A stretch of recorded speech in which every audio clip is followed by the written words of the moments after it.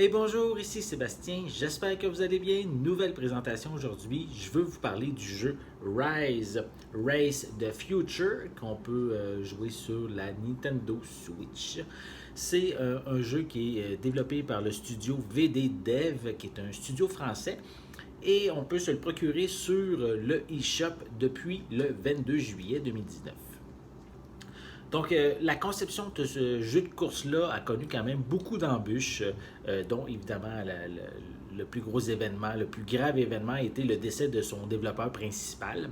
Mais le studio VD Dev a fini par surmonter les épreuves et le jeu est sorti sur Steam. En fait, il est disponible sur Steam depuis l'automne 2018. C'est suite à ce succès justement qu'il a pu arriver sur la console de Nintendo.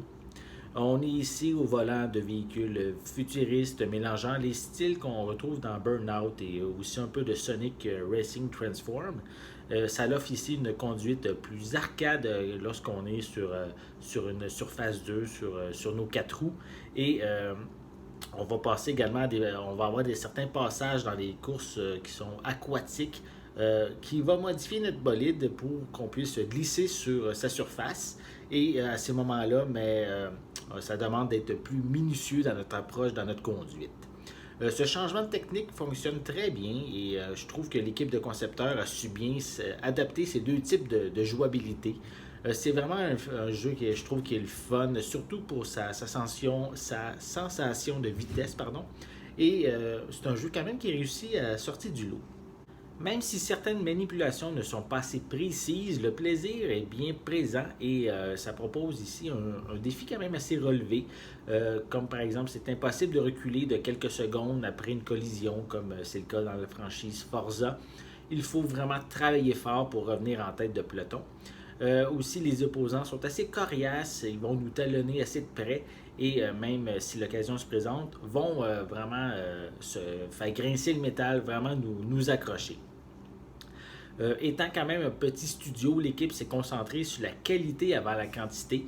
On retrouve 3 modes de jeu disponibles. On a compétition avec vraiment plusieurs trajets qui sont offerts. On a le mode course contre la montre et également le mode défi à compléter qui permet de déverrouiller de nouveaux véhicules. Donc, malheureusement, on ne retrouve pas de mode carrière ni de mode joueur, que ce soit en ligne ou en local. Il faut ici se concentrer du mode solo qu'on doit parcourir au fil de l'aventure avec quelques pièces musicales. Il n'y en a vraiment pas beaucoup, mais dans un sens, cet ensemble-là est quand même justifié pour un prix de vente qui est quand même très raisonnable. Visuellement, c'est assez impressionnant pour un titre au budget modéré. Il y a quand même des textures et des détails qui ne sont pas toujours bien définis, mais en mouvement, les décors sont superbes en plus d'offrir des conditions météorologiques changeantes comme la pluie, le brouillard, le jour, la nuit. Bref, les amateurs de jeux de course ne devraient pas ignorer ce jeu qui offre suffisamment de contenu pour son argent. Je vais lui donner la note de 7 sur 10 à Rise Race the Future. Donc, j'espère que vous avez aimé cette vidéo. Si c'est le cas, n'hésitez pas à mettre un pouce en l'air, à laisser des commentaires. Est-ce que vous aimez justement les jeux de course qui sont un peu plus futuristes? N'oubliez pas non plus de vous abonner à ma chaîne afin de rester à l'affût de mes prochaines capsules. En attendant, je vous souhaite une bonne journée, une bonne soirée. Je vais être de retour très bientôt. À la prochaine!